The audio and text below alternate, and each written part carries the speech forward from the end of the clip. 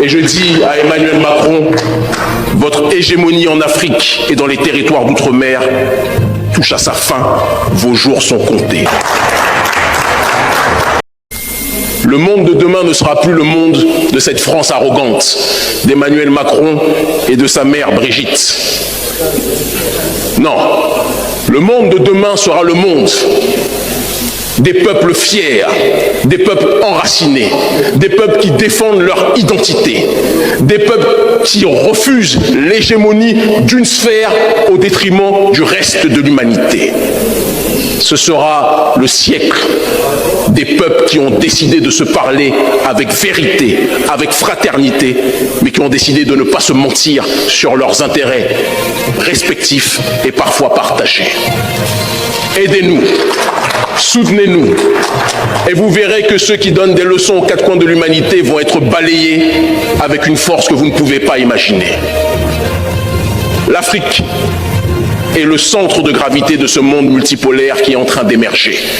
Et vous pouvez être des partenaires privilégiés si vous savez nous accompagner, si vous savez nous soutenir avec sincérité, avec stratégie et avec intelligence. Mais comme le disait Mandela, lutter contre un adversaire oppresseur ne signifie pas refuser les alliances et les soutiens de pays et de partenaires sincères d'où qu'ils viennent. Et je pense, et c'est la raison pour laquelle nous avons fait un certain nombre de kilomètres pour venir ici, que Bakou est une place sincère pour mener ce combat contre l'impérialisme occidental, contre l'hégémonie occidentale et plus précisément contre le néocolonialisme français. Nous devons avoir un partenariat sincère et sensé. Le groupe d'initiative de Bakou est dans une dynamique de vouloir lutter contre le néocolonialisme en fonction des raisons qui sont les siennes, et nous nous rejoignons sur ce point. Mais que Bakou et que l'Azerbaïdjan comprennent que le combat que nous le menons en priorité pour notre autodétermination. Dans le mot autodétermination, il y a la nécessité de comprendre que nous nous déterminons par nous-mêmes et que nous nous libérons par nous-mêmes. Et je dis à Emmanuel Macron, votre hégémonie en Afrique et dans les territoires d'outre-mer touche à sa fin, vos jours sont comptés. Nous sommes à une période de l'histoire précise où le Nord global est en train de perdre profondément son influence. Parce que le Nord global a vécu dans une sorte d'autisme géopolitique, en croyant qu'ils étaient les seuls capables de pouvoir donner une direction au reste de l'humanité.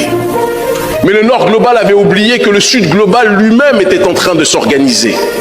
Et que la globalisation de l'information permettait aux populations du Sud global, et en particulier aux populations noires de ce Sud global, de pouvoir s'interconnecter, de pouvoir échanger, de pouvoir se rapprocher.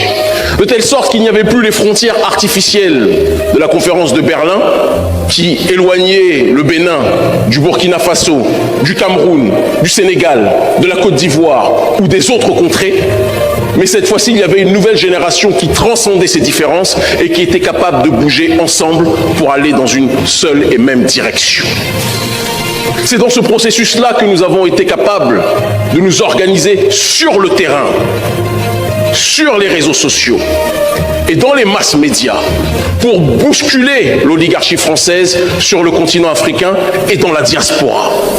De telle sorte que cette même oligarchie française, dans un rapport qui est sorti il y a quelques semaines de cela, le rapport de l'école de guerre économique, a déclaré que le combat panafricaniste que nous menons est le combat qui cause la montée de ce qu'ils appellent le sentiment anti-français.